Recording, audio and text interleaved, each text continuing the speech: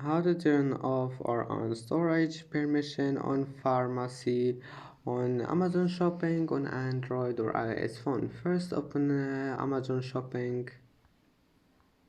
and then click these three lines here in the bottom corner and then click settings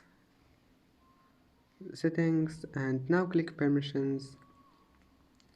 Now scroll down until you find it here. Here is it, pharmacy.